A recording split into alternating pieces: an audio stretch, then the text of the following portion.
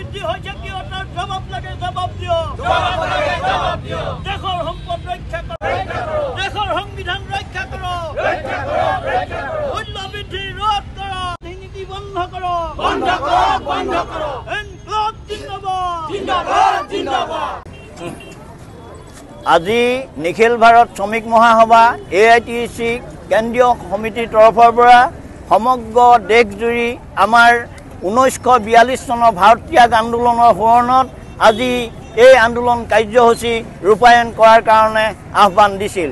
তাৰ ভিত্তিতেই 9 আগষ্টৰ পৰা 14 আগষ্টলৈকে আমাৰ আন্দোলন বিভিন্ন জিলা বিভিন্ন ৰাজ্যত অব্যাহত আছে। মুখ্য কথা হ'ল যে আমাৰ দেশখনৰ জনগণ আজি শ্ৰমিক, কৃষক, নিবনুৱাৰ পৰা আৰম্ভ কৰি সৰ্বসাধাৰণ জনগণে জীয়াই থকাৰ ক্ষেত্ৰত জটিল সমস্যা মুখামুখি হ'ব লগা হৈছে। যিটো সময়ত ভাৰতবৰ্ষত ব্ৰিটিছে যি শাসন ব্যৱস্থা চলাইছিল তাতকৈ ভয়ংকৰ আজি সংকটৰ মুখলৈ ঠেলি দিছে আমাৰ দেশৰ BJP নেতৃত্বাধীন চৰকাৰে। এই চৰকাৰে যোৱা সময়ছোৱাত দেশৰ 40% সম্পদ কৰ্পৰেট গোষ্ঠীৰ হাতত চমজাই দিছে। আমাৰ দেশৰ নিবনুৱাই কি খাব, আমাৰ দেশৰ জনগণৰ কি অৱস্থাত, অৰ্থনৈতিক অৱস্থা কি, তাক তেওঁলোকে চিন্তা কৰা নাই।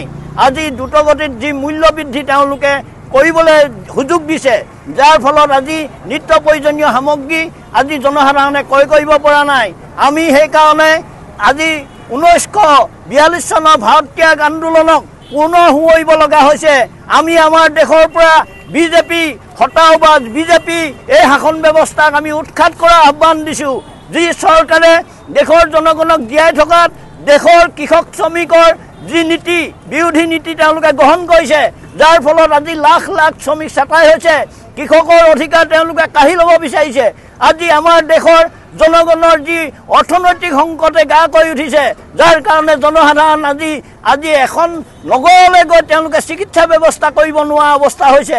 এনে পৰিপ্ৰেক্ষিতত আমি পুনৰ 1942 চনৰ যি ভাৰত ত্যাগ আন্দোলন, ব্ৰিটিছক আমাৰ দেশ এৰিবলৈ কৈছিলোঁ, আৰু আজি আমি ক'বলৈ গৈছোঁ যে ভাৰতবৰ্ষৰ পৰা BJP আজি ইয়াৰ পৰা আঁতৰি যাওক, আমাৰ দেশখন ৰক্ষা কৰাৰ ব্যৱস্থা কৰক। এই দাবীয়ে আমি এই আন্দোলন আজি আমি সমগ্ৰ দেশতে আজি ৰূপায়ণ কৰিছোঁ।